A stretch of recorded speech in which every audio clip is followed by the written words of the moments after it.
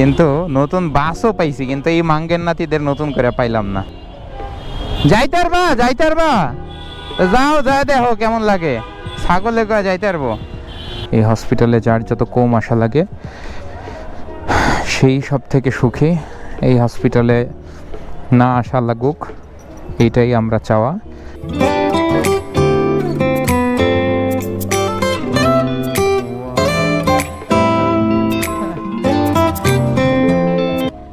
যখন ওই রাস্তাও আন্ডার কনস্ট্রাকশন, তখনই বলছিলাম যে এটা আসলে একটা মরণ ফাঁদ হইতে যাচ্ছে। বাজে অবস্থা প্রতিটা হসপিটালের, করিডোরগুলোতেও পেশেন্টরা জায়গা পায় না। দেখেন এখানে কত সুন্দর করে লেখা আছে অনলি বাস।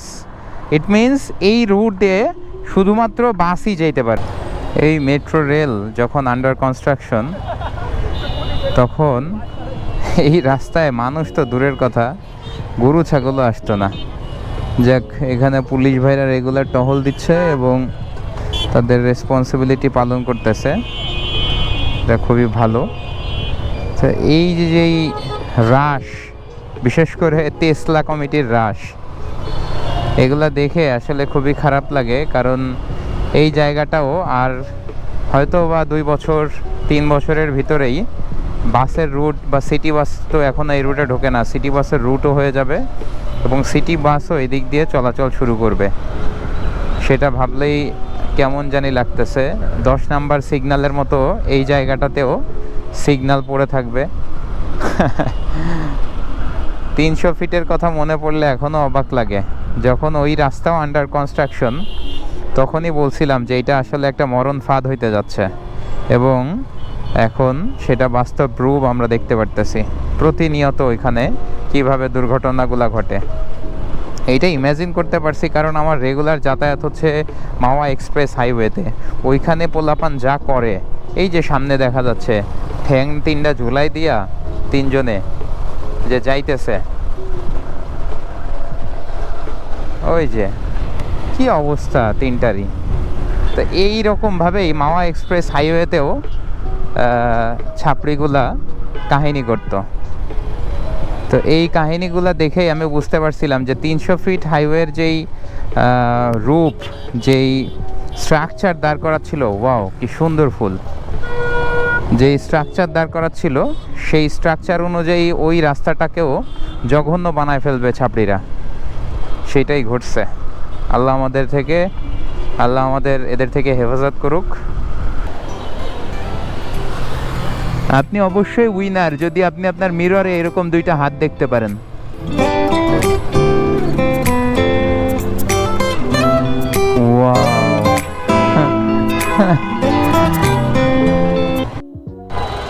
মিরপুর পল্লবীর এই জায়গাটা এমন ক্লামজি করে রাখে এই লোকাল বাসগুলা, চিরাচরিত নিয়ম। দেশ বদলাইছে, নতুন দেশ পাইছি, কিন্তু নতুন বাসও পাইছি, কিন্তু এই মাঙ্গের নাতিদের নতুন করে পাইলাম না। দেখেন রাস্তার মাঝখানটাতে কিভাবে রাখছে। যাত্রী কিছু পিছনে ভরে নাও। হিরো খুবই দারুণ বাইক করছে এটা, 125 সিসির।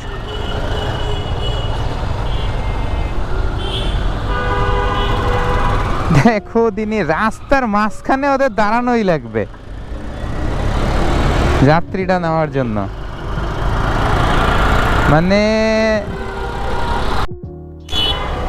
2টা বাস রাস্তার মাঝখানে দাঁড়ানো একেবারে।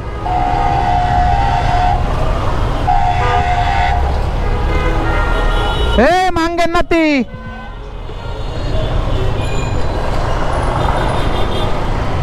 শালার মানে এদের কোনোদিন মানুষ করা যাবে না।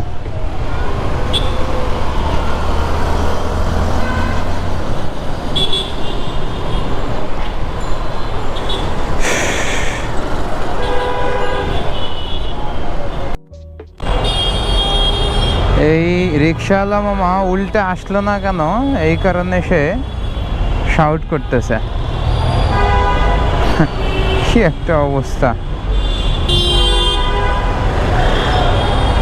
মানে প্যাসেঞ্জারই উল্টা আসতে বাধ্য করে এনে কি मुझे मारो मारो मुझे मारो मारो नहीं ये मजाक हो रहा है एक सेकंड यार मजाक हो रहा है কি জ্ঞান বুদ্ধি ভাই এগুলা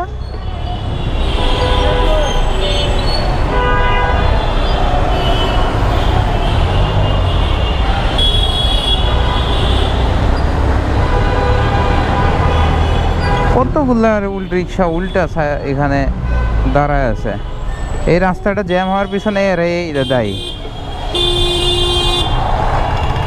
ব্যথা পাইছো নাকি এই যে কই যাও বুঝলাম না তো কই যাইবা যাইতারবা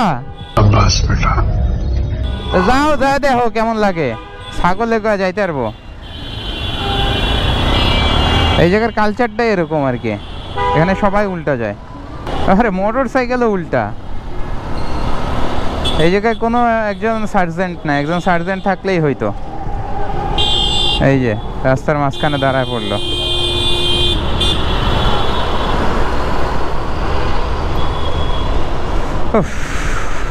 আল্লাহ কি যুদ্ধ করে আসলাম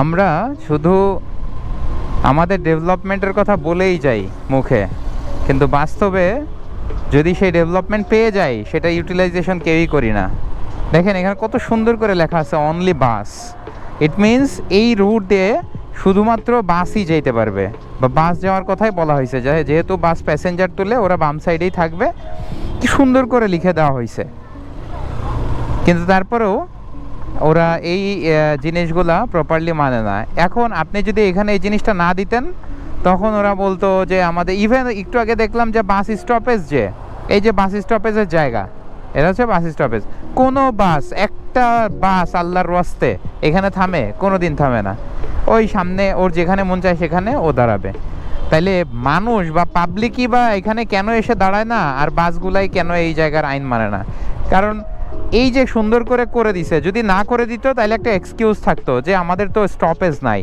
আমাদের তো রো নাই আলাদা লেন নাই এখন তো করে দিছে কেন এখন তোমরা এক্সিকিউট করতেছো না এটা আসলে বলার কেউই নাই আর এটা মানে স্পিচলেস সিচুয়েশন ওই যে সামনে বাসটা দেখেন রাস্তা জ্যাম করে দাঁড়ায় আছে 10 নম্বরের সিগনালে আর অনেক দিন পরে একটা ক্লাসিক দেখলাম ভটর করতেছে এই সাউন্ডের জন্যই সবাই নাকি পাগল যাই হোক এটা যখন আমাদের দেশে ছিল না তখন একটা ফ্যাসিনেশন ছিল সবার দূরের থেকে সব জিনিসের প্রতি একটা আকর্ষণ থাকে সে আকর্ষণ থেকেই সবার প্রতি একটা আকর্ষণ তৈরি করছিল এটা সাথে আবার সুজুকিও আছে একটা দেখা যায় বাট রয়্যাল এনফিল্ড আসলেই ক্লাসিকটা আসলেই জোস দেখার মতো পিছনে সাসপেনশন দিয়া সব কিছুই হসপিটালে না আসলে আপনি বুঝতেই পারবেন না যে আপনি কত সুখে আছেন বা আল্লাহ আপনাকে কত সুখে রাখছে আলহামদুলিল্লাহ কেন এইভাবে বলতেছি এত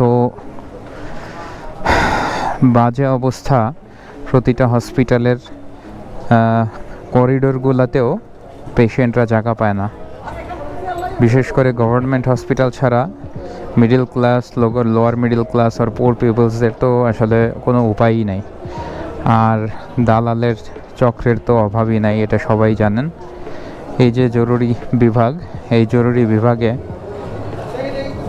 প্রতিদিন কত হাজার হাজার মানুষ আসতেছে কত বাজে পরিস্থিতিতে পড়তেছে এটা ঢাকা পঙ্গু হসপিটাল এইখানে প্রতিনিয়ত হাড় গোড় ভাঙা অ্যাক্সিডেন্টের পেশেন্ট প্রতি 10 মিনিটে একজন করে রোগী এখানে অ্যাডমিশন নিচ্ছে আল্লাহ সবাইকে হেফাজত করুক এইটাই চাওয়া তবে হাসপাতাল এমন একটা জায়গা এখানে আসে নাই এমন কোনো মানুষ দুনিয়াতে এক্সিস্ট করে না সো আমি যেটা বলতে চাই সেটা হচ্ছে এই জায়গার অনেক সহজ প্রোটোকল আছে এই ইজি প্রোটোকলগুলা আপনাদের সবার জেনে রাখা উচিত। তো এইগুলা নিয়ে আপনাদের সামনে আমি আরও একটা ভিডিও নিয়ে আসব। ততদিন পর্যন্ত ভালো থাকেন সবাই। এই হসপিটালে যার যত কম আশা লাগে সেই সব থেকে সুখী। এই হসপিটালে না আশা লাগুক, এইটাই আমরা চাওয়া। শুভ কাজে আশা লাগুক, এইটাই হচ্ছে আমার চাওয়া। আল্লাহ হাফেজ।